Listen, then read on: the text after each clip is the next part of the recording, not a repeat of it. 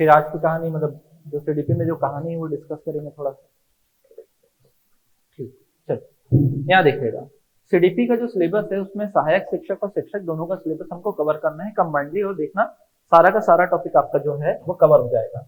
CDP जो है अगर देखा जाए तो गणित के बाद बराबर का नंबर रखता है आपके पूरे सिलेबस में। ठीक, इस सिलेबस में जो सीडीपी है मतलब आप देखें बाल विकास एवं शिक्षण शास्त्र वो 30 नंबर का है। अगर मैं बात करूं सहायक शिक्षक के सिलेबस में तो बस जितना मैं बोलूंगा उतना ध्यान रखना ना। यहाँ पर बोला गया है क्या, विकास। ठीक, और विकास को प्रभावित करने वाले कारक। ठीक, बाकी जितनी भी है विकास की अवस्थाएं, विकास की जो विशेषताएं हैं, शारीरिक विकास क्या होता है, मानसिक विकास क्या होता है, संवेगात्मक विकास क्या होता है, संज्ञानात्मक विकास क्या होता है, नैतिक विकास क्या होता है। ठीक, ये सब हम टॉपिक में ही कवर करेंगे, तो विकास के साथ ही जुड़ा रहेगा, पूरा का पूरा उसे में कवर हो जाएगा। तो एक टॉपिक आ गया क्या, विकास। ठीक, विकास के बाद आप देखेंगे क्या, अगला जो टॉपिक है विकास के पहलू, तो ये जो मैं अभी बोल रहा था ना, ठीक, ये पूरा का पूरा इसमें है। इसके अलावा जो है इसमें थोड़ा सा आपको ये देखना है क्या, विकास में जो नियंत्रण, वो क्या है, स्थूल और क्या है, सूक्ष्म। तो विकास जब होता है बच्चे का तब क्या होता है, स्थूल का मतलब क्या होता है, बड़ा। स्थूल का मतलब क्या होता है, बड़ा। मतलब पहले जो बच्चा है वो क्या करता है, अपने बड़े बड़े हाथ अंगों को चलाता है, बड़े अंगों को चलाता है, और फिर उसके बाद जब उसका नियंत्रण अच्छे से हो जाता है तो सूक्ष्म अंगों को भी चलाते हैं, तो वो है। तो मैंने अभी ये संवेगात्मक विकास कहा था, नैतिक विकास कहा था। ठीक है, तो ये सब का सब मैंने पहले ही बता दिया, विकास की विशेषताओं के साथ अपन पढ़ेंगे। ठीक, आगे देखेंगे तो उसको प्रभावित करने वाले का अलग, ये भी देखेंगे। व्यक्तित्व का विकास, तो व्यक्तित्व एक टॉपिक अलग से पढ़ेंगे अपन। ठीक, तो मैं जो भी टॉपिक रहेगा उसको बताते चलूंगा।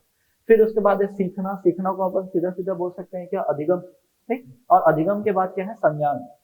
ठीक, संज्ञान का निर्माण मतलब जानने की जो इच्छा होती है वो। और इसमें क्या है, आप व्यवहारवाद, संरचनावाद, सामाजिक संकल्पनाएं, संज्ञान क्या है। ठीक, इसमें जीन प्याजे की थ्योरी, तो जीन प्याजे की थ्योरी में आपको विकास नहीं पढ़ा चुका रहूंगा।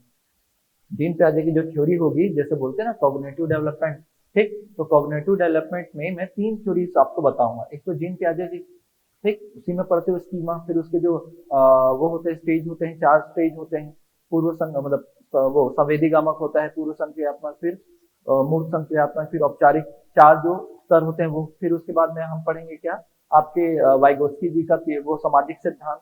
फिर उसके बाद जोरेन ब्रूनर का अपन पढ़ेंगे क्या, आपका संज्ञानात्मक सिद्धांत, जिसमें उन्होंने शिक्षा पर ज्यादा फोकस किया है। फिर इसके बाद देखो, तो मैंने दोनों का नाम ले लिया, जीन प्याजे जी का भी, वाइगोत्स्की जी का भी। ठीक, आगे मैं इसके बारे में और भी बताऊंगा आगे चलकर। फिर एक ऐसा टॉपिक है, बच्चा एक समाधानकर्ता के रूप में तथा अनुसंधानकर्ता के रूप में। ये जो टॉपिक है ना, आगे चलकर इसको हम क्या पढ़ेंगे, किसके साथ, जब समावेशी शिक्षा जब पढ़ते हैं। ठीक है, ठीक, वहां पर हम इसको पूरा डिस्कस करेंगे, तो ये पूरा का पूरा आपको वहीं डिस्कस हो जाएगा। और ये जो है अभिप्रेरण और सीखना, तो ये सीखना वाला ही टॉपिक था, अधिगम। तो ये अभिप्रेरण जो है एक यहाँ पर अलग से टॉपिक होगा, तो मैं पूरा टॉपिक एक साथ अलग लिखूंगा। और फिर उसके बाद ना आप अपना जो भी है सहायक शिक्षक और शिक्षक दोनों का सिलेबस आप मिला के देखना, आपका पूरा पूरा टॉपिक क्या हो चुका रहेगा, कवर हो चुका रहेगा, कोई भी टॉपिक छूटेगा नहीं। फिर विशेष आवश्यकता वाले बच्चे, तो ये जब समावेशी शिक्षा पढ़ते हो और क्या पढ़ते हो, अधिगम। ठीक, तो अधिगम में पढ़ते हो अधिगम अक्षमता, तो उसमें डिसलेक्सिया, डिसकैलकुलेसिया, डिसग्राफिया, ये सब पढ़ते हो। ठीक, और यहाँ पर विशेष आवश्यकता वाले बच्चे, तो यहाँ पर आपको ना जब समावेशी शिक्षा वाला जब चैप्टर आता है तो वहां पर पढ़ते हैं विशिष्ट बालक। ठीक, तो उसमें शारीरिक रूप से, बौद्धिक रूप से, ठीक है, और फिर क्या होगा, तीव्र बुद्धि वाले बच्चे, मंद बुद्धि वाले बच्चे, अपराधी किस्म के बच्चे, समस्यात्मक बच्चे, फिर सृजन करने वाले बच्चे, अनुसंधान करते रूप में बालक। फिर उसमें उन सब में क्या है, शिक्षक की भूमिका। तो ये बहुत बड़ा टॉपिक हो जाता है। ठीक है, अब इसके साथ 2-3 टॉपिक और जुड़े हुए हैं, जैसे मुझे बताना है क्या, राइट टू एजुकेशन एक्ट 2009, फिर एनईपी नेशनल एजुकेशन पॉलिसी 2020, फिर एनसीएफ नेशनल करिकुलम फ्रेमवर्क 2005 का अलग, फिर 2022 में क्या डेवलपमेंट हुआ वो भी देखना है, जिसमें 3 से 6 वर्ष के बालकों के बारे में क्या किया गया है, चर्चा की गई है। जब मैं टॉपिक में रहूंगा तब मैं आपको बताऊंगा। ठीक, अगर बात करें शिक्षक की सिलेबस की, तो यहाँ भी वो 30 नंबर का है। ठीक, इसमें आपको क्या देखना है, इसमें 3 यूनिट, इसमें क्या है, 3 यूनिट। थोड़ा बहुत एक्स्ट्रा इसमें क्या पढ़ना है आपको, यहाँ भी वही विकास है। ठीक, लेकिन यहाँ पर देखना उच्च प्राथमिक शाला। उच्च प्राथमिक शाला मतलब क्या है, तीसरी चौथी के बाद वाला। प्राथमिक शाला मतलब 1 से आपका 5। ठीक, उसके बाद मतलब 1-2 साल अगर हो जाता है, फिर उसके बाद वाली कहानी यहाँ पर आपको बतानी रहती पूरा का पूरा। तो यहाँ पर देखो, विकास को प्रभावित करने वाले कारक, तो अवस्था तो पूरा हम पढ़ चुके हैं पहले। ठीक है, पहला टॉपिक देखे थे वहां पर। ठीक, तो यहाँ भी विकास को पढ़ना ही पड़ेगा और विकास की अवस्थाओं को पढ़ना पड़ेगा। अब उस टॉपिक में आपको क्या क्या मर्ज करना है, ये बुद्धि वाला टॉपिक मर्ज करना पड़ेगा। बुद्धि, फिर आपने देखा ना बुद्धि का जो पहला जो है स्टर्नल ने क्या किया था, पर्याप्त परिभाषा, पहले वो सूत्र दिया था, क्या बोलते हो, मानसिक आयु बटे वास्तविक आयु। ठीक, वो स्टर्नल ने दिया था, कोहलमान ने दिया था। आगे चलकर जो टर्मन होते हैं उसमें 100 का गुना कर देते हैं, फिर बुद्धि लब्धि का फॉर्मूला बन जाता है आईक्यू का, तो वो यहीं पर देखेंगे। यहीं पर आप व्यक्तिक भिन्नता देखेंगे, कैसे बच्चे सीखते हैं, कैसे भिन्न होते हैं। उसमें आप देखोगे क्या कि कई लोगों को स्थान के हिसाब से थोड़ा समझने में मुश्किलात होता है। ठीक, कई समुदाय के रूप में अलग अलग रहते हैं। ठीक, तो उनमें किस प्रकार की भिन्नता होती है, वो वाला टॉपिक देखेंगे। फिर यहाँ पर एक ना टॉपिक दिया हुआ है, कौन सा, मूल्यांकन। ठीक, तो मूल्यांकन बताने से पहले मुझे आपसे पूरा डिस्कस करना पड़ेगा कि मापन क्या होता है, आकलन क्या होता है, फिर उसके बाद मैं जाऊंगा आपके मूल्यांकन में। और इसी से जुड़ा हुआ एक टॉपिक है क्या, सतत व समग्र मूल्यांकन। सतत व समग्र मूल्यांकन, तो ये जो है ना आपके शिक्षक वाले सिलेबस में 3 टॉपिक आपको एक्स्ट्रा पढ़ना है। ठीक, विकास के साथ 3 टॉपिक एक्स्ट्रा जोड़ना है। एक तो बुद्धि वाला टॉपिक आएगा, और देखो आपके सिलेबस में, सहायक शिक्षक के सिलेबस में बुद्धि वाला टॉपिक मेंशन नहीं है ठीक से, लेकिन ना लास्ट ईयर जब 2019 में पेपर हुआ था तो वहां पर दोनों में क्वेश्चन पूछा गया था बुद्धि लब्धि वाले चैप्टर से। ठीक, तो यहाँ पर अपने को दोनों देखना है। वही अगर बात करें तो व्यक्तित्व भिन्नता ये देखना है, ठीक, एक्स्ट्रा विकास के साथ। और ये जो देखना मूल्यांकन, तो सिलेबस में सहायक शिक्षक के सिलेबस में क्या दिया हुआ है, मूल्यांकन दिया हुआ है। ठीक, लेकिन मूल्यांकन पढ़ने से पहले हमको मापन और आकलन दोनों को दोनों पढ़ने पड़ेंगे, फिर उसके बाद हम क्या पढ़ेंगे, मूल्यांकन। तो ये टॉपिक में आप देखो जो विकास जो आपने पढ़ा उससे उससे स्टार्ट होगा, और इसमें 3 टॉपिक बस एक्स्ट्रा पढ़ना पड़ेगा, फिर आपका वो सहायक शिक्षक वाला भी कवर हो जाएगा और ये शिक्षक वाला भी कवर हो जाएगा। ठीक, आगे बात करें सेकंड में, तो समावेशी शिक्षा, ये मैं पहले ही बोल चुका हूँ, उसमें भी है इसमें भी है। यहाँ पर टॉपिक करके दिया हुआ है, वहां पर क्या दिया हुआ है, विशिष्ट आवश्यकता वाले बच्चे करके दिया है। तो समावेशी शिक्षा का जो विकास होता है उसके बारे में बताऊंगा मैं आगे चलकर। ठीक है, और फिर लास्ट में देखिएगा सीखना एवं शिक्षण शास्त्र। तो यहाँ पर वही है, अधिगम के बारे में समझना है। तो अधिगम एक ऐसा टॉपिक है, ठीक है, जहां से ज्यादा प्रश्न पूछा जाता है। अभी मैं डिस्कस भी करूंगा क्या क्या टॉपिक पढ़ना है अपने को। फिर एक टॉपिक जो है अभिप्रेरण, यहाँ भी मिलेगा और उधर भी मिलेगा। ठीक, तो इतना टॉपिक है। तो मैं एक बार क्या करता हूँ, बोर्ड में लिख के बताऊंगा अपने को कैसे पढ़ना है, किस फ्लो में पढ़ना है, और उसके बाद अपन क्या करेंगे, टॉपिक ही स्टार्ट करेंगे पढ़ना अभी से। समझ में आया?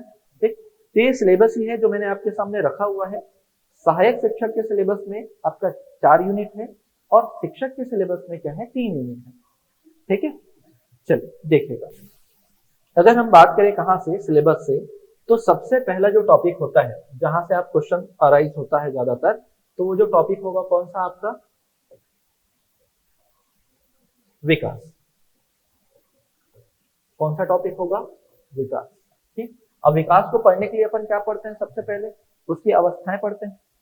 क्या पढ़ते हैं, विकास की अवस्थाएं। ठीक, और उसमें भी पहले तो ये है, विकास को पढ़ने के साथ साथ पहले पढ़ते हैं वृद्धि क्या होता है। ठीक, दोनों में अंतर देखते हैं कि वृद्धि जो होता है केवल और केवल क्या होता है, मात्रात्मक होता है। ठीक, और वृद्धि किस प्रकार जो है विकास से अलग है, या विकास किस प्रकार वृद्धि से अलग है, ये समझते हैं। तो जो विकास होता है उसमें क्या देखते हैं आप, गुणात्मक और मात्रात्मक दोनों होता है। नहीं है क्या समझ में? वृद्धि का मतलब ये है, जैसे मेरा हाइट बढ़ रहा है, मेरा हाइट बढ़ रहा है, ठीक, हाथ पांव में मेरे जो मसल्स हैं उसका साइज बढ़ रहा है, लेकिन ये क्या हो गया, वृद्धि हो गया। अब विकास का मतलब क्या है, जैसे जैसे मैं बड़ा हो रहा हूँ, मेरा हाइट बढ़ रहा है, वैसे वैसे मेरे भुजाओं में क्या हो रही है, ताकत भी आ रही है। तो ये क्या कहलाता है, आपका विकास कहलाएगा। समझ में? तो ये मतलब वो गुणात्मक भी रहेगा, गुण भी रहेगा उसमें, ऐसा याद रखिए। ठीक, तो विकास, तो यहाँ पर अपन देखेंगे विकास को पढ़ने से पहले वृद्धि पढ़ेंगे, वृद्धि के बाद अगर स्टार्ट करेंगे तो क्या होगा, विकास को समझना है। फिर इसके बाद क्या होगा, इसके प्रॉपर अर्थ को समझेंगे। अर्थ को समझने के बाद इसको जो प्रभावित करने वाले कारक हैं,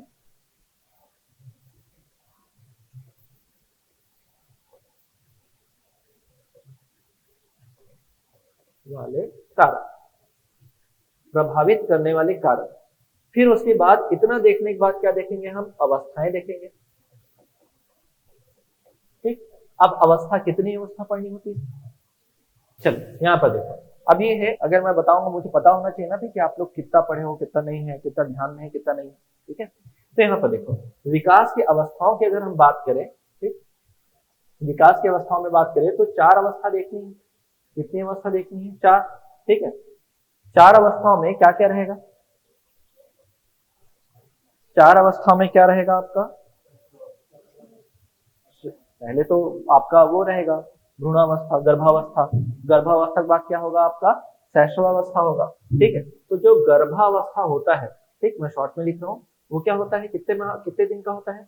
9 माह। 10 दिन और एक्स्ट्रा जोड़ देते हैं। ठीक, सप्ताह में अगर बोले तो कितना सप्ताह होता है?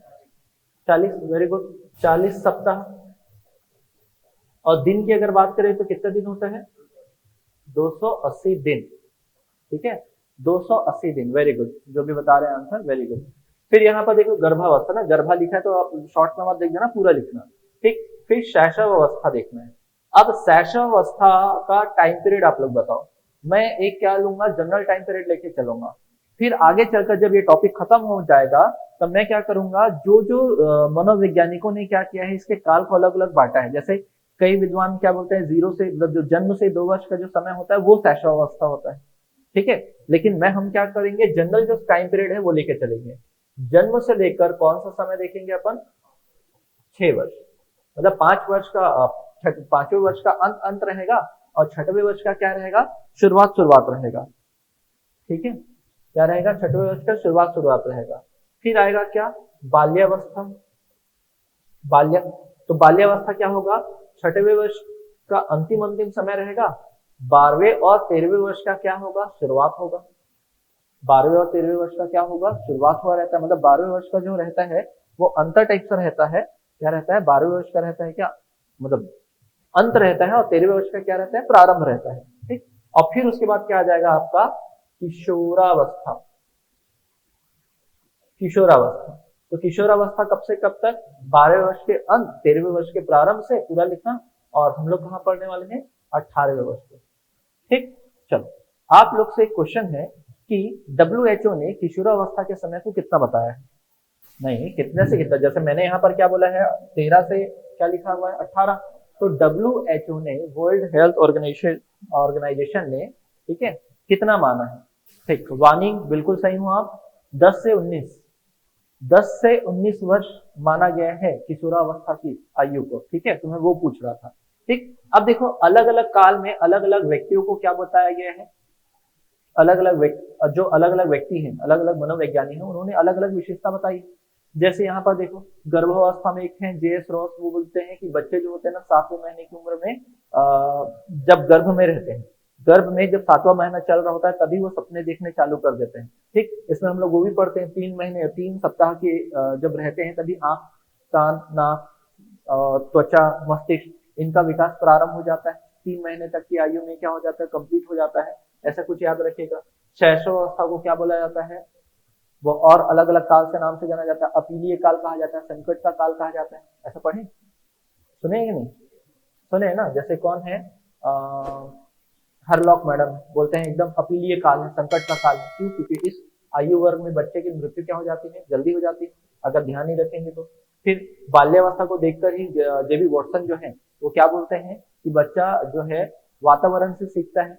इसीलिए वो क्या देते हैं, एक लाइन बोलते हैं क्या, कि बच्चा जो भी बनना चाहता है ना, ठीक है, या मुझे कुछ दर्जन बच्चे दे दीजिए, मैं उसे कुछ भी बना सकता हूँ। ये वाला कॉन्सेप्ट वो है। फिर यहाँ पर आपको याद होगा स्टैनली हॉल, स्टैनली हॉल का सिद्धांत आपने पढ़ा होगा। क्या बोलते हैं स्टैनली हॉल कि जो ये वाला जो समय होता है वो कैसा होता है आपका? कि तूफान का काल होता है, क्रांति, संघर्ष। ठीक है, ये वाला काल जो होता है, ये किसने कहा था? आपके स्टैनली हॉल ने कहा था। किशोरावस्था कुछ ऐसा होता है।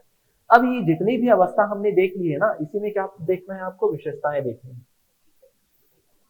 और उन विशेषताओं में हम ध्यान रखना कि जितने भी मनोवैज्ञानिक हैं उन्होंने किस प्रकार के विकास के बारे में बताया है, उनके बारे में पढ़ना। तो मैं यहाँ पर जब बताऊंगा तो दो चीजें साथ ही साथ बताता चलूंगा। एक तो शारीरिक विकास कैसे था हर अवस्था में, शारीरिक विकास कैसे हुआ था, मानसिक विकास कैसे हुआ था, ठीक है, ये बताते हुए चलूंगा। शारीरिक विकास, मानसिक विकास कैसे हुआ था। जब विशेषताएं पढ़ेंगे ना तो यहाँ पर अलग ही कहानी अपन देखेंगे। जो अलग अलग मनोवैज्ञानिकों ने अलग अलग तर्क दिए हैं ना, वो सिद्धांत देखेंगे। जैसे देखते हैं, सबसे इंपॉर्टेंट क्या है? संज्ञानात्मक।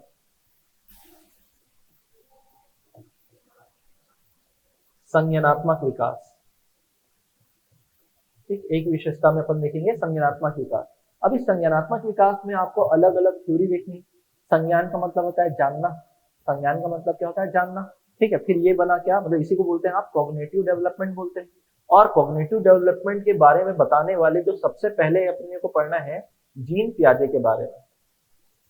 और जीन पियाजे आते हैं तो क्या बताते हैं, स्कीमा के बारे में बातचीत करते हैं। ठीक है, फिर इनके अलग अलग है, अकोमोडेशन क्या होता है, समायोजन क्या होता है, ठीक है, फिर अनुकूलन क्या होता है, ये सारा कुछ यहाँ पर डिस्कस करेंगे। डिस्कस करने के बाद ये क्या करते हैं, जीन पियाजे साहब के बोलते हैं बच्चे जो सीखते हैं ना वो वातावरण से सीखते हैं। और वातावरण के आधार पर इन्होंने क्या किया है, बच्चे की जो आयु है उसको देखकर 15 वर्ष तक की आयु को लेकर इन्होंने क्या किया, 4 भाग में बांटा है। जन्म से 2 वर्ष, 2 से 7 वर्ष, 7 से 11 और 11 से 15। ठीक है, वो पढ़ना है। फिर जीन पियाजे जी के पढ़ने के बाद अपन क्या पढ़ेंगे, वाइगोत्स्की के बारे में। वाइगोत्स्की के बारे में पढ़ेंगे। वाइगोत्स्की क्या बोलते हैं, जैसे ये बोल रहे हैं क्या, वातावरण, ये अभी से ध्यान रखिएगा, मैं आगे चलकर पूछूंगा। यहाँ से जितना भी आज पहला क्लास में पढ़ रहे हैं ना, वो पहला क्लास से ही प्रश्न बनता है कई बार। तो ये वातावरण को ध्यान देते हैं कि बच्चे जो सीखते हैं वातावरण से सीखते हैं। और ये क्या बोलते हैं, समाज से सीखते हैं, सामाजिक सांस्कृतिक सिद्धांत देते हैं। और फिर उसके बाद क्या है, जोरेम ब्रूनर है, तो ब्रूनर का सिद्धांत अपन पढ़ेंगे। जोरेम ब्रूनर आपके सिलेबस में नहीं है लेकिन मैं आपको बताऊंगा। ठीक है, जोरेम ब्रूनर, तो ब्रूनर साहब क्या बोलते हैं सुनिएगा। ब्रूनर क्या बोलते हैं कि जो भी है सब कुछ क्या है, शिक्षा है। शिक्षा को ध्यान में रखकर बताया इन्होंने कि भैया बच्चे जब तक शिक्षित नहीं हो तब तक सीखेंगे कहाँ से। ठीक है, तो ये प्रकार से क्या है, आपको ये 3 सिद्धांत में आपको बताऊंगा, 3 लोग के जो थ्योरीज थे वो बताऊंगा, जहां से आपको जो भी डाउट रहेगा वो क्लियर हो जाएगा। क्योंकि ये जो है जीन पियाजे वाइगोत्स्की, यहाँ से प्रश्न पूछता है। ठीक, जैसे आप ये पढ़ोगे ना, संवेदीगामक या गत्यात्मक विकास, फिर इसके बाद पढ़ोगे पूरे संक्रियात्मक, फिर मूर्त संक्रियात्मक, फिर उसके बाद क्या पढ़ोगे आप इसमें, औपचारिक। ठीक है, फिर इसके बाद आप इसमें देखते हो 3 चीज पढ़ते हो, ZQD पढ़ते हो, MQO पढ़ते हो, स्केप फोल्डिंग पढ़ते हो। ऐसा कुछ पढ़े हो ना, स्केप फोल्डिंग करके, ये 3 चीज यहाँ पर पढ़ते हो। और ये आपके सिलेबस में लिखा हुआ है, निकट समीपस्थ दूरी करके। ठीक है, मोर नॉलेज अदर, और स्केप फोल्डिंग मतलब ढांचा, ठीक है, या मचान। ठीक, ढांचा या क्या पढ़ते हो, मचान पढ़ते हो। इसमें तो ज्यादा कुछ है नहीं। अब देखो संज्ञानात्मक विकास जो सबसे इंपॉर्टेंट टॉपिक है, विकास वाला चैप्टर जब पढ़ोगे तब इसी में देखोगे सहायक शिक्षक। सहायक शिक्षक का ना एक यूनिट आपका इतने में ही हो जाएगा। ठीक, अगर मैं देखूं बताऊं आपको तो सहायक शिक्षक का आधा यूनिट तो यहीं पर खत्म हो जाएगा।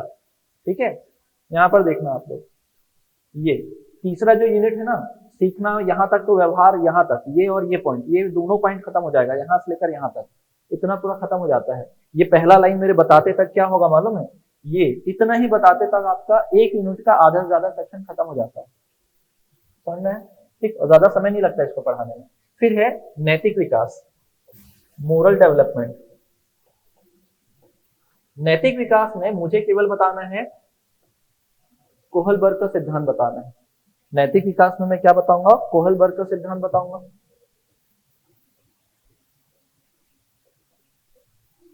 कोहलबर्ग, लॉरेंस कोहलबर्ग याद होगा, यहाँ पर हिंज की थ्योरी पढ़ते हो आप, कुछ याद होगा। एक बेचारा हिंज नाम का व्यक्ति रहता है, उसकी पत्नी बीमार रहती है, डॉक्टर बोलता है, क्या बोलता है डॉक्टर, तो भैया आपकी बीवी तो बहुत बीमार है, ठीक, जल्दी से ये मेडिसिन दे दो, बच जाएगी। तो बेचारे के पास उतना पैसा नहीं है और जो मेडिसिन है बहुत ज्यादा महंगा है, तो उसके मन में दुविधा आ गई, अब क्या करूं यार, बीवी को बचाना जरूरी है, तो वो क्या करते हैं, चोरी करते हैं। तो ये बताना है कि ये जो नैतिक है, नैतिकता है, वो किस प्रकार कोहलबर्ग ने जो हिंद की थ्योरी सुनाई थी, चोरी करना किस समय उचित समय के लिए सही था, ये पूरे कहानी वहां पर अपन पढ़ते हैं। तो इसमें हमको केवल क्या पढ़ना है, नैतिक विकास के बारे में पढ़ना है। और नैतिक विकास के कितने चरण है, कितने स्तर है, 6 स्तर है, 3 प्रकार है, 6 स्तर है, ऐसा करके पूरा पूरा पढ़ना है। आगे देखिएगा, फिर आपको ये पढ़ने के बाद क्या पढ़ोगे आप, संवेगात्मक विकास। क्या पढ़ना होता है, संवेगात्मक विकास। तो संवेगात्मक विकास जब आप पढ़ोगे तो अब आप क्या देखोगे, देखो यहाँ पर एक थ्योरी पढ़ोगे, क्या, विलियम मैकडूगल का। ठीक है, क्या बोलते हैं विलियम मैकडूगल, जन्मजात होती है मूल प्रवृत्तियां। इनके बारे में आपको याद रखना है, विलियम मैकडूगल के बारे में। ये वो हैं जिन्होंने व्यवहार शब्द का जन्म दिया था, बिहेवियरिज्म, बिहेव जो बोलते हैं ना, उस शब्द के जनक हैं ये। ठीक, इनकी एक बुक थी आउटलाइन ऑफ साइकोलॉजी, मनोविज्ञान की अवधारणा करके। ठीक, तो विलियम मैकडूगल क्या बताते हैं, 14 प्रकार के संवेगों के बारे में बताते हैं। कितने प्रकार के संवेगों के बारे में बताते हैं? 14। ठीक, मूलभूत 14 संवेगों के बारे में बताएंगे। तो इसके अलावा भी बहुत सारे और प्रकार पढ़ने हैं, लेकिन मेन नाम जो है मैं वही यहाँ पर लिख रहा हूँ, ताकि जब आप रिविजन करें तो यही पेज आपके दिमाग में आना चाहिए कि हाँ ये मेन है करके। और अभी जितने भी पेपर हुए थे सीटेट के, आप उठा के देखिएगा, जब भी नेट में सर्च करें तो आपको पता चलेगा ये सेक्शन पे क्या है, क्वेश्चन पूछे गए हैं। फिर उसके बाद एक और थ्योरी अगर मैं बात करूं तो सामाजिक विकास, तो सामाजिक विकास तो मैं यहाँ पर बता चुका हूँ, तो सामाजिक विकास को यहीं पर पढ़ लेंगे। समाज में कैसा रूढ़िवादिता है, क्या है, तो इसको अपन यहीं पर पढ़ लेंगे, तो यहाँ से हटा देता हूँ। तो ये अलग से ऐसे टॉपिक हैं जो बहुत ज्यादा इंपॉर्टेंट है आपके एग्जाम के लिए, खासकर ये वाला।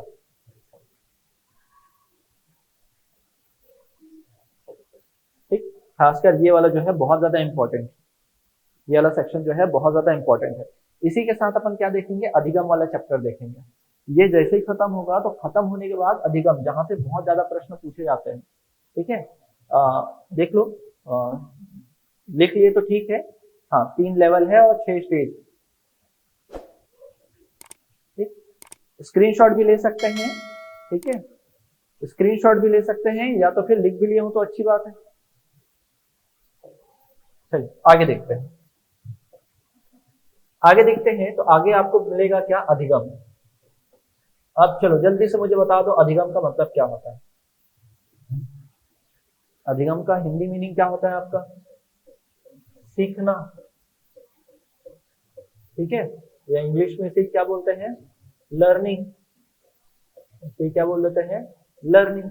लेकिन हमको क्या पढ़ना है, बाल विकास के रूप में देखना है। ठीक है, कि भाई हमारे सिलेबस में तो ऐसा नहीं बोलेगा सीखना ही हो गया मतलब क्या है, अधिगम हो गया।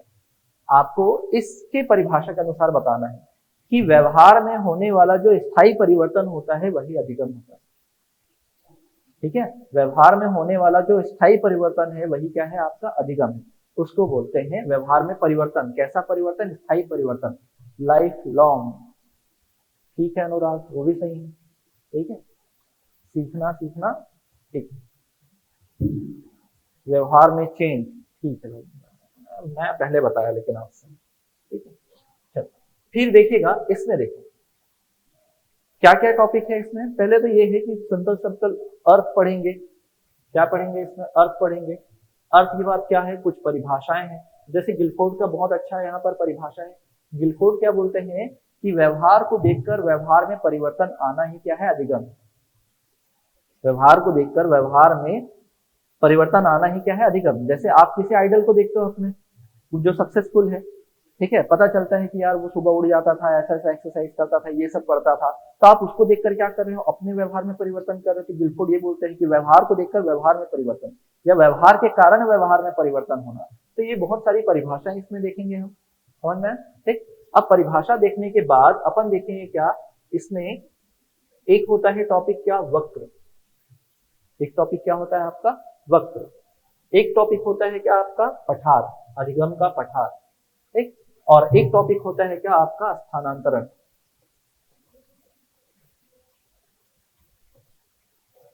स्थानांतरण। ठीक, कौन सा टॉपिक है आपका, स्थानांतरण या ट्रांसफर, स्पेलिंग देख लेना। ठीक है, ट्रांसफर। ठीक, अब तीनों में क्या क्या है, थोड़ा अगर कुछ याद होगा तो बताओ। तो स्थानांतरण वक्र कितने प्रकार का होता है, अधिगम का वक्र कुछ याद है? कि मैं एकदम अलग टॉपिक पढ़ा रहा हूँ, तो सुने ही नहीं सुने, एग्जाम में पूछेगा फिर। ठीक है, तीन तीन भी बोल सकते हैं, चार भी बोल सकते हैं, कर्व, प्लेटू। वाह, मैं हिंदी में बोल रहा हूँ तो आप इंग्लिश में बोल रहे हो। ठीक, चलिए, एक होता है क्या, सरल रेखा या रेखीय। एक होता है क्या, रेखीय। समझ बताता हूँ ना क्या होता है ये, रेखीय। एक होता है उत्तरोत्तर, उत्तरोत्तर। ठीक, मेरे ख्याल से पहली बार सुन रहे होंगे तो थोड़ा अजीब लग रहा होगा। फिर उसके बाद नतोत्तर। ठीक, और एक होता है क्या, मिश्रित, एस वक्र बोलते हैं इसको। क्या बोलते हैं, एस वक्र। तो इसमें देखो क्या होता है, ये वाला डायग्राम बना रहा हूं ना, इधर क्या होता है आपका, अधिगम होता है। अधिगम मतलब लर्निंग चल रहा होता है, इधर क्या दिखा रहा है आपका, लर्निंग, और इधर क्या दिखा रहा है आपका, समय, टाइम। ठीक, तो यहाँ पर देखना ना, तो अधिगम भी और समय भी दोनों समय के साथ अगर बढ़ रहे हैं एक सरल रेखा में, तो ये क्या होगा, पहले का एग्जाम्पल बन जाएगा, रेखीय। ठीक है, ये इसका एग्जाम्पल। तो मैं बाकी में नहीं लिखूंगा ना। उत्तरोत्तर में क्या होगा, पहले एकदम बढ़ेगा और अचानक से क्या होने लगेगा, कम होने लगेगा। तो पहले बढ़ता है और बाद में क्या होता है, कम होता है। ठीक, नतोत्तर मतलब ऊपर उठना, ये ऐसा होगा। पहले क्या होगा, कम होगा और बाद में अच्छे से अधिगम क्या होगा, उठेगा। तो यहाँ देखो समय ज्यादा था, ठीक, लेकिन अधिगम क्या था, ऊंचाई कम है। ठीक, तो यहाँ पर समय कम है लेकिन अधिगम कहाँ पहुंच गया, एकदम ऊपर। और फिर ये तीसरे प्रकार में क्या होता है, अधिगम और ये दोनों कम ज्यादा होते रहते हैं। अधिगम समय के साथ बढ़ता भी है, कम भी होता है, तो ये होता है मिश्रित। समझ में है? ठीक, ये बस आपके माइंड में जाना चाहिए।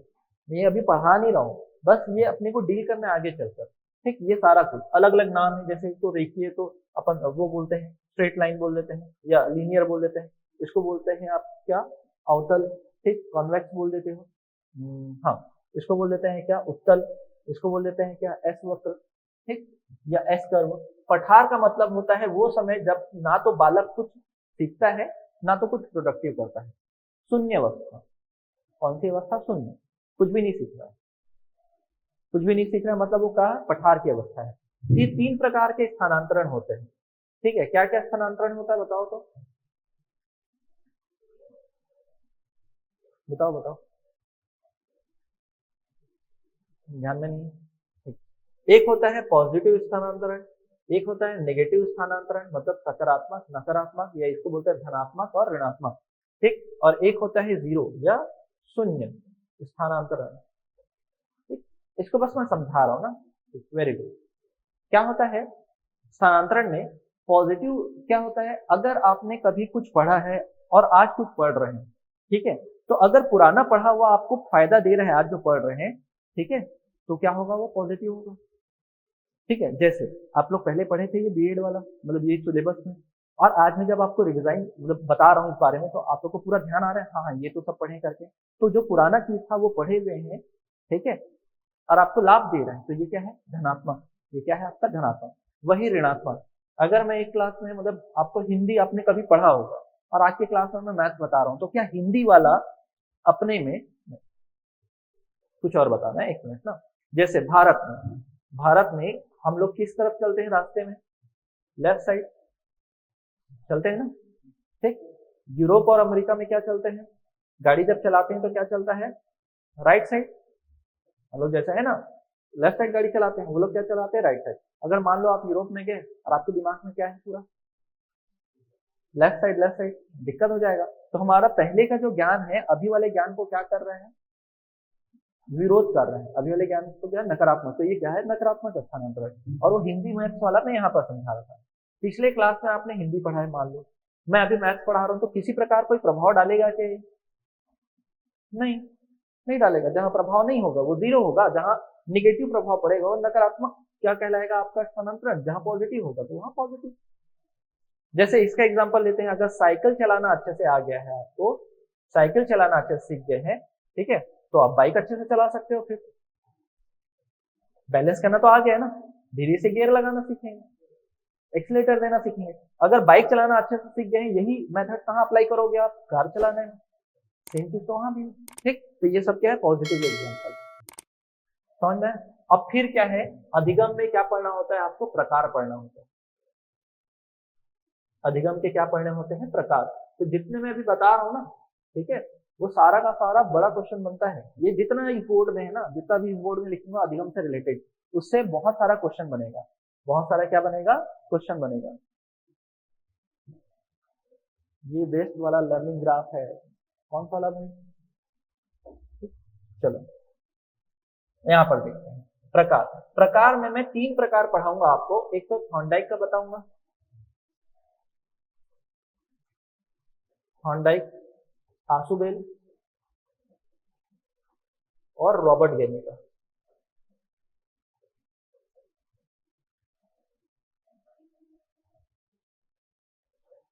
रॉबर्ट गेनी, ठीक है, इसको जब टॉपिक में रहेंगे तब डिस्कस करेंगे।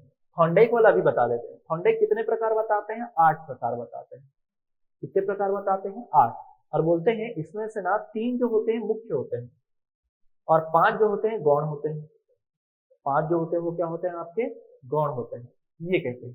ठीक, और ये जो मुख्य वाले में इसमें ऐसे याद रखना ATP, ठीक, अभ्यास का नियम, तत्परता का नियम और प्रभाव का नियम, ऐसे करके ना 3 सिद्धांत होते हैं। मतलब 3 इन्होंने क्या बताया था, प्रकार बताया था। और इधर 5 अलग, 5 इतने ज्यादा इंपॉर्टेंट नहीं है जितने ये 3 है। असंतोष, संतोष, ठीक है, तत्परता या तैयारी का, ये सब ऐसा करके नाम से भी इसको पुकारा जाता है। तो ये बहुत ज्यादा इंपॉर्टेंट है। फिर इसके बाद यहाँ से क्या होता है, अलग अलग विद्वानों के क्या चालू होते हैं, तर्क शुरू होते हैं। ठीक है, जो क्या प्रैक्टिकल अधिगम को लेके जो प्रैक्टिकल चलता है ना, ठीक है, जैसे अगर मैं थॉर्नडाइक की बात करूं तो थॉर्नडाइक ने क्या किया था, अरे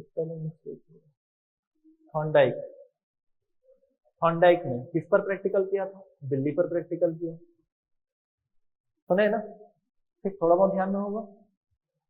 ठीक, फिर उसके बाद पावलाव का, बताओ जल्दी से, पावलाव ने किस पर किया था, भूल गया सिद्धांत।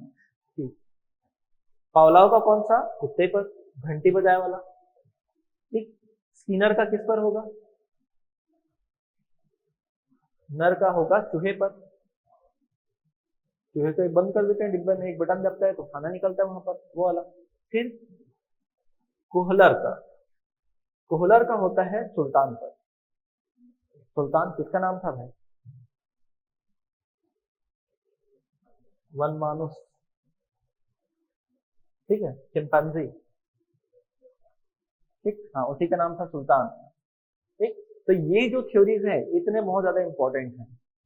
ठीक, अलग अलग नाम है, जैसे ये कोहलर का सूच का सिद्धांत है, ठीक है, अंतर्दृष्टि सिद्धांत है जिसको SR थ्योरी बोलते हैं। पावलाव का क्या है, CR थ्योरी है। ठीक है, समझ में। ठीक, अभी मैं केवल आपको क्या कर रहा हूँ, रिलेट करा रहा हूँ कि ये सब आपको पढ़ना है। केवल टॉपिक क्या लिखा हुआ है, सीखना। ठीक है, टॉपिक लिखा हुआ है आपके सिलेबस में केवल सीखना, लेकिन पढ़ना आपको इतना सारा है। ठीक है, पढ़ना आपको इतना सारा है। ये तो मैंने अभी 50% ही बताया यहाँ पर, और भी 4-5 इसके अंदर है। ठीक, इसमें कोई दिक्कत तो नहीं है, समझ में आ रहा है। ठीक, मैं बस आपके दिमाग में एक फ्रेमवर्क बना दे रहा हूँ। ठीक, ये सब अपने को क्या करना है, आगे चलकर डील करना है, करते हैं। फिर आगे बढ़ते हैं, आगे बढ़ते हैं। आगे अधिगम के बाद अधिगम में अक्षमता भी पढ़ना है, भूल गया मैं यहाँ पर, याद भी नहीं दिलाया आप लोग। ठीक है, अधिगम में, अधिगम के बाद क्या पढ़ना है, अधिगम अक्षमता पढ़ना है। यहां से तो क्वेश्चन पूछता ही है।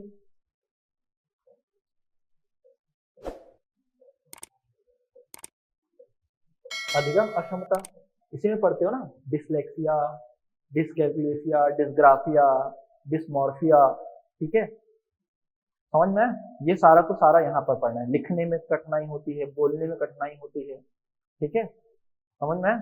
ठीक, कई बार शब्द आगे पीछे दिखाई देते हैं, समझते हैं, तो ये सारा कुछ यहाँ से पढ़ते हैं। यहाँ से भी एक आध क्वेश्चन पूछ देता है, यहाँ से भी क्या है, एक आध क्वेश्चन पूछ देता है। अब इसके बाद पढ़ेंगे क्या, व्यक्तित्व भिन्नता, उतना बड़ा टॉपिक नहीं है। तीसरा अगर बात करें तो भिन्नता, ठीक है, किस प्रकार व्यक्ति भिन्न होते हैं वो पूरा का पूरा पढ़ना है, समुदाय के आधार पर, लिंग के आधार पर, ठीक है, जगह के आधार पर, ये सारा का सारा यहीं पर डिस्कस करना है। ठीक, इसके बाद क्या है आपको, इसके बाद जो पढ़ना है आपको, व्यक्तित्व पढ़ना है। व्यक्तित्व, पर्सनालिटी, परसोना, परसोना से पर्सनालिटी बना है। ठीक है, यहीं पर सिगमंड फ्राइड की थ्योरी पढ़नी है।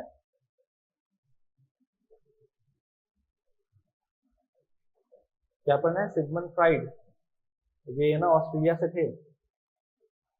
ठीक, सिगमंड फ्राइड की थ्योरी क्या बताते हैं, व्यक्तित्व 3 प्रकार के, कौन कौन सा 3 प्रकार, वेरी गुड। ठीक है, ईड, ईगो, सुपर ईगो। ठीक, इदम, अहम, परम अहम। ठीक है, उसके साथ साथ मन को भी पढ़ना है। कितने प्रकार के मन, 3 प्रकार के मन। मन कौन सा, अचेतन मन, चेतन मन और अर्धचेतन मन। ठीक है, सबसे ज्यादा कौन सा मन होता है, कौन से मन का भाग होता है, अर्धचेतन मन, अचेतन मन की अवचेतन मन, बताओ लाइव क्लास में जो हो। अचेतन मन, अचेतन मन बोला जाता है 90% होता है अनकॉन्शियस माइंड जिसको बोलते हैं। ठीक है, अनकॉन्शियस माइंड, अर्धचेतन मन, सब कुछ हमारे दिमाग में। जैसे आपने सुना होगा बक्सर का युद्ध, सुने? बक्सर का युद्ध, पलासी का युद्ध सुने? अब ये भी पढ़े हैं क्या 5 दिन पहले? बताओ, 5 दिन पहले पढ़े हैं क्या इसको? नहीं सुने ना, बक्सर का युद्ध, पलासी का युद्ध पढ़े हैं? तो ये आपने 5-6 दिन पहले पढ़ा है क्या, या थोड़े दिन पहले मैंने बताया क्या आपको? नहीं, ये आपके सबकॉन्शियस माइंड में, ठीक है, वो जो पुरानी याद है, समझ में? वो सबके सब क्या है, अनकॉन्शियस माइंड है, अचेतन मन। तो ये सिगमंड फ्राइड बताते हैं 3 प्रकार के क्या होते हैं, व्यक्तित्व होते हैं। ठीक, व्यक्तित्व के बारे में ईड, ईगो, सुपर ईगो, ये 3 के बारे में अपने को पढ़ना होगा। फिर इसके बाद जो आपके टॉपिक है ना, मूल्यांकन, मूल्यांकन, इवोल्यूशन। ठीक, इसको बताने से पहले मुझे पहले बताना पड़ेगा आपको मापन, मेजरमेंट। ठीक, फिर आएगा क्या आपका आकलन, असेसमेंट। ठीक, और फिर अपन तीसरे नंबर में पढ़ेंगे मूल्यांकन। फिर क्या पढ़ेंगे, मूल्यांकन। अब इसी में क्या है मालूम है, एक क्वेश्चन आता है, कैसा क्वेश्चन आता है देखिएगा कि आकलन का मूल्यांकन, सॉरी अधिगम का मूल्यांकन, ऐसा सुने हैं क्या? टॉपिक आएगा आगे चलकर, इसी में पढ़ेंगे। तो मैं सब पढ़ाऊंगा ना, तो यहाँ से ये दोनों बहुत ज्यादा इंपॉर्टेंट हो जाता है। ठीक, अधिगम का आकलन, अधिगम के लिए आकलन, अधिगम के रूप में आकलन, के रूप में आकलन, और अधिगम में आकलन। ठीक, ये जो 3, ये जो है ना, ये प्रकार बिल्कुल एकदम आसानी से समझ में नहीं आते, लेकिन अपन जब पढ़ेंगे तो आपको बिल्कुल समझ में आ जाएगा आसानी से। वही चीज यहाँ पर आप पढ़ोगे, अधिगम का मूल्यांकन, अधिगम के लिए मूल्यांकन, अधिगम के रूप में मूल्यांकन, अधिगम में मूल्यांकन। ठीक, सेम चीज यहाँ पर रहेगा, अधिगम का आकलन, अधिगम के लिए आकलन, अधिगम के रूप में आकलन, और अधिगम में आकलन। समझ में? ये टॉपिक आएगा। ठीक, और इसे से जुड़ा क्या है, इसे से जुड़ा आप पढ़ोगे क्या, सतत व समग्र,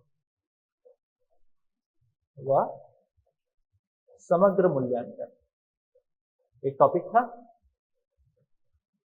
ठीक, सिलेबस का आपका कोई भी हिस्सा नहीं छूटेगा, ये ध्यान रखिएगा आप, आपके सिलेबस का कोई भी हिस्सा छूटने नहीं देंगे। ठीक है, अब यहां से आगे बढ़ते हैं।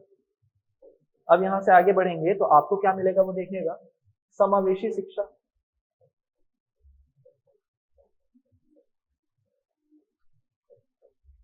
समावेशी शिक्षा के बारे में जानना है कि समावेशी शिक्षा में क्या पढ़ना है। तो समावेशी शिक्षा का मतलब एकदम समान अर्थ में बताऊं क्या होता है समावेशी शिक्षा। ठीक, अगर तोड़ के पढ़े, समान परिवेश में शिक्षा, सभी को शिक्षा, ऐसा तोड़ के पढ़े। ठीक है, क्या होगा बताओ, सभी के लिए शिक्षा, दृढ़ता, वेरी गुड।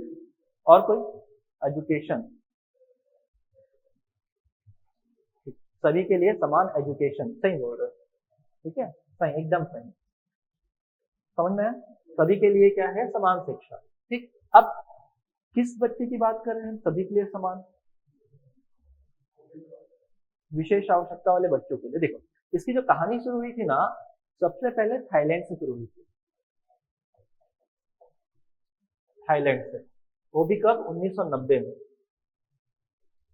एक शहर है जिसका नाम है जोमेशियन, जोमेशियन, ठीक है, जोमेशियन। ठीक है, तो जोमेशियन शहर में सबसे पहले इस पर चर्चा होती है कि हमारे देश में मतलब बच्चे जो होते हैं, कुछ निम्न पढ़ने वाले भी हैं, उच्च स्तर के भी बच्चे हैं, कुछ जो दिव्यांग बच्चे भी हैं। ठीक है, तो कैसे उनको सबको एक साथ शिक्षा दी जाए ताकि हमारे राष्ट्र का निर्माण अच्छा हो सके। इन्होंने क्या देखा मालूम है, हमारे राष्ट्र का निर्माण करने वाले कौन है, बच्चे ही, जो आगे चलकर राष्ट्र का निर्माण करेंगे। लेकिन हमने अपने ही बच्चों को क्या कर दिया, अलग अलग कैटेगरी में बांट दिया। जैसे मान लो किसी को चलने में अगर दिक्कत है तो हमने उसके लिए अलग से स्कूल बना दिया है, वो वहां वाले, और जो सामान्य बच्चों के साथ वो बैठना नहीं चाहता, ठीक है, उनका पाठ्यक्रम अलग है। ठीक, तो इन्होंने कहा सबको समान पाठ्यक्रम में बताया जाएगा ताकि ये जो बच्चे हैं जो पिछड़े हुए लग रहे हैं उनको भी समान मौका मिले, समान अवसर मिले, और उनको समता का अधिकार मिले। ठीक, इसलिए यहाँ पर पहले जोमेशियन शहर में पहले इस पर चर्चा की गई। आगे चलकर 4 साल बाद क्या हुआ, स्पेन में एक शहर है जिसका नाम है सलमानका,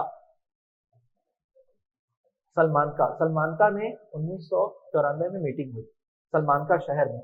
इसमें 92 देशों ने भाग लिया था, इसमें भारत भी शामिल था, 92 देश, ठीक है, और भारत भी शामिल था इसमें 92 देशों में, और बहुत सारे संगठन भी शामिल थे, अंतरराष्ट्रीय संगठन। तो इन लोगों के प्रभाव स्वरूप क्या हुआ, पूरे देश में जगह जगह क्या हुआ, समावेशी शिक्षा आने लगा, विकास में आने लगा।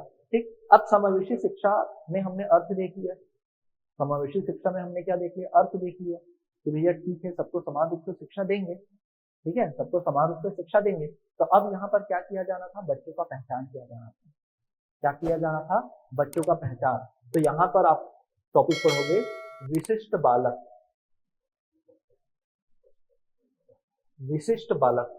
तो कई प्रकार आप पढ़ोगे, कई प्रकार के आप बालक पढ़ोगे, विशिष्ट बालक। जैसे क्या होगा, एक शारीरिक दृष्टि से विशिष्ट बालक रहेगा, चलने में दिक्कत होगा, हाथ एक काम नहीं करेगा, शारीरिक रूप से हो गया।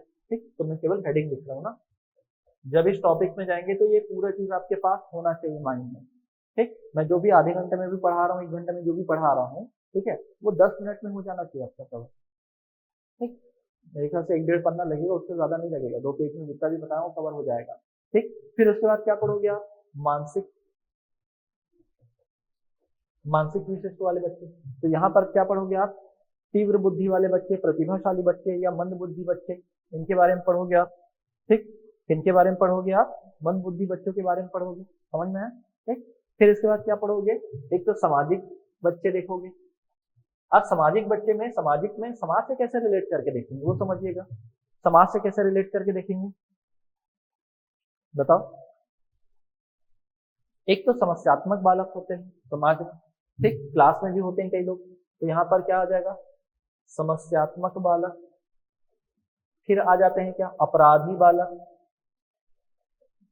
ठीक, तो ये समस्या क्यों कर रहे हैं, ये अपराधी किन परिस्थितियों में बने हैं, इसका पता लगाकर उनको शिक्षा देना, उनको क्या करना, शिक्षा देना। फिर एक और आ जाता है क्या, शैक्षिक, शैक्षिक आवश्यकता वाले बच्चे। ठीक, तो यहाँ पर क्या होगा, तीव्र और मंद।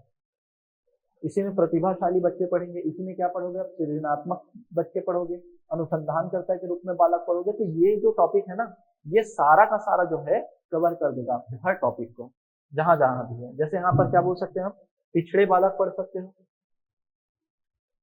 पिछड़े बालक या वंचित बालक, जैसे है ना जनजातीय लोग, इनको कभी इतना मौका मिला नहीं सामने आने का, तो ये सब इसमें आ जाएगा। तो जो भी है, अपंग बच्चे, दिव्यांग बच्चे, फिर आपको ये पढ़ना है right to person with disabilities act 2016। कितने चीजों को बोला गया है कि ये डिसेबल की कैटेगरी में आता है, पहले 7 था, अभी कितना है ये बताओ, पहले 7 था, अभी कितना है। ये जो डिसेबिलिटी एक्ट में कितने कितने को बोला गया है कि हाँ ये डिसेबिलिटी में गिना जाएगा करके, 21। ठीक है, ये 2017 से लागू हो गया है ना। ठीक, पहले कितना था, 7 था, ठीक है, अब कितना हो गया है, 21। ठीक है, सिकल सेल को भी डाल दिए, सिकल सेल सुने ना, सिकलिंग सिकलिंग, ठीक है, वो भी आ गया, एसिड अटैक भी आ गया। ठीक है, तो ये सारा का सारा है जो अपने को पढ़ना है। इसके अलावा भी अभी खत्म नहीं हुआ है, ठीक है, इसके अलावा भी आपका सिलेबस खत्म नहीं हुआ है। इसमें आप देखो 3-4 चीजें जो है आपको अलग से आपको ध्यान रखना है। ठीक है, पहला ये है आरटी एक्ट 2009, सिलेबस में दिया है, एक के सिलेबस में दिया, दूसरे सिलेबस में नहीं दिया। ठीक, राइट टू एजुकेशन एक्ट 2009, इसमें तो एक अच्छा है, 45 घंटे काम करना पड़ेगा हफ्ते में, और सारा बहुत सारा कहानी है, बताऊंगा मैं। फिर आपको देखना है क्या, NEP, नेशनल एजुकेशन पॉलिसी, क्या पढ़ना है, नेशनल एजुकेशन पॉलिसी। क्या पढ़ते हैं उसमें, 5-3-4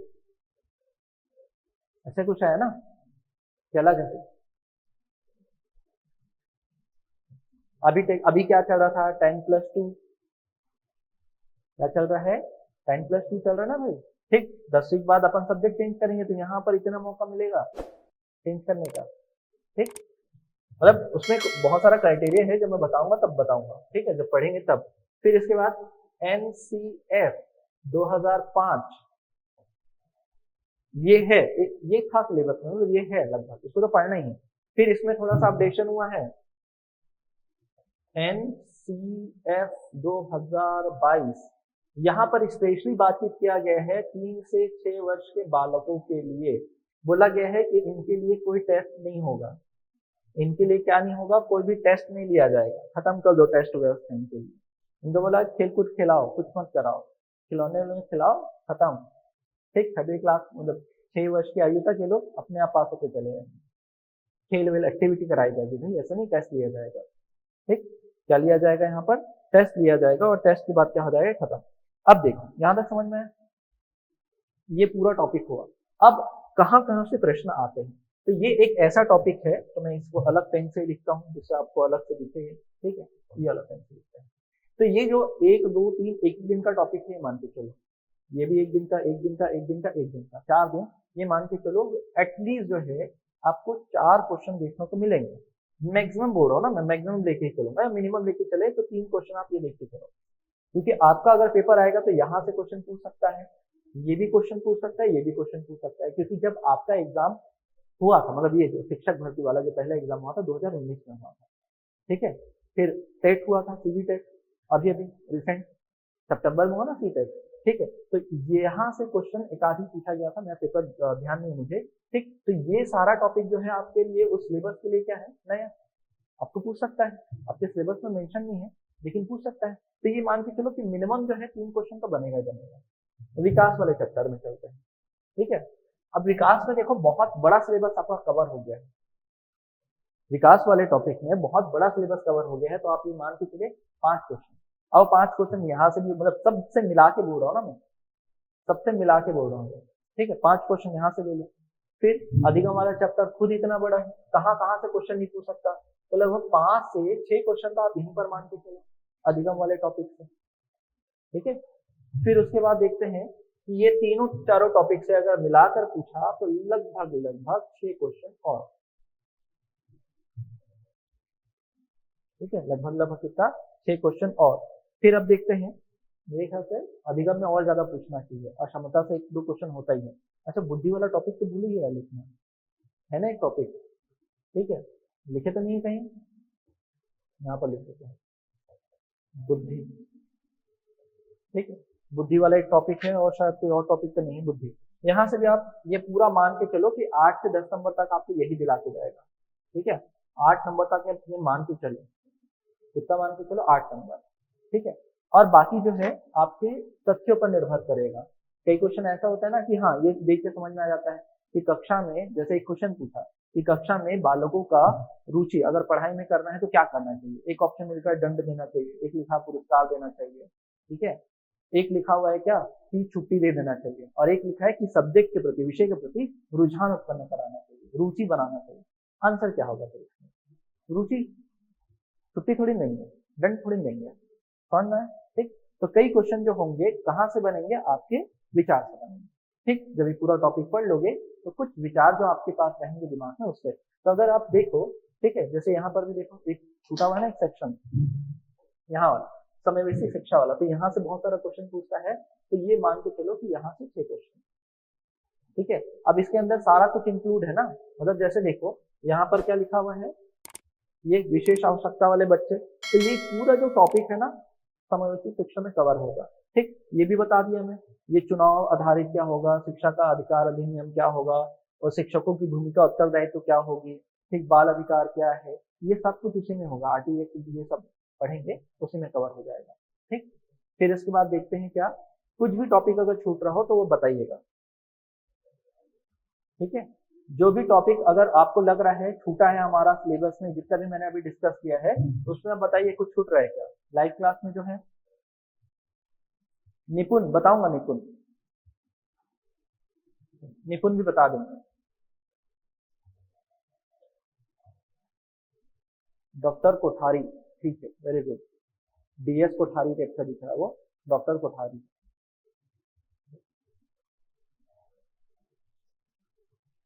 अरे वो टॉपिक में पढ़ेंगे ना, वो जो थ्योरी है वो तो टॉपिक में पढ़ेंगे। जैसे आप वो देखे हो सही धब्बा एक्सपेरिमेंट, वो व्यक्तित्व वाला जब टॉपिक आओगे तो उसमें पढ़ोगे ही पढ़ोगे, वो सब पढ़ोगे। ठीक है, तो वो जो टॉपिक के अंदर पढ़ोगे वो अलग चीज है, मैंने टॉपिक कोई नहीं छोड़ा है ये बता रहा हूँ।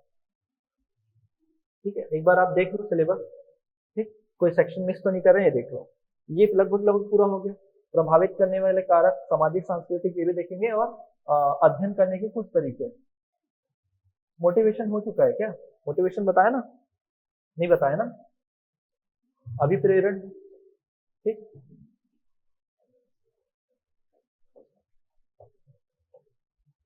अभिप्रेरण क्या पढ़ेंगे? अभिप्रेरण। ठीक है, क्या रहेगा? अभिप्रेरण। तो ये भी है मोटिवेशन। तो बुद्धि और मोटिवेशन, ये टॉपिक अपना छूटा हुआ है। तो हमने क्या कर दिया है, सिलेबस को अपने तोड़ दिया है। ठीक है, क्या कर दिया है? तोड़ दिया है। और ये समझना था मुझे, बस केवल ये समझाना था कि इतने ही टॉपिक आपको डील करना है। बाकी आप जब देखेंगे लास्ट में, जब सिलेबस मिलाएंगे, तो पूरा का पूरा जो सिलेबस है वो मैच कर जाएगा, चाहे आप सहायक शिक्षक का पढ़ें या शिक्षक का पढ़ें। समझ में आया? ठीक, तो पूरा का पूरा जो है आपका टॉपिक जो है वो कवर हो जाएगा। पूरा पूरा जो टॉपिक है वो आपका क्या हो जाएगा? कवर हो जाएगा। समझ में आया यहाँ तक? ठीक, कोई दिक्कत तो नहीं है? आप लोग बताओ, लाइव क्लास में जो हो। कल मुलाकात होगी फिर इसी टाइम में। ठीक है, कल मिलते हैं।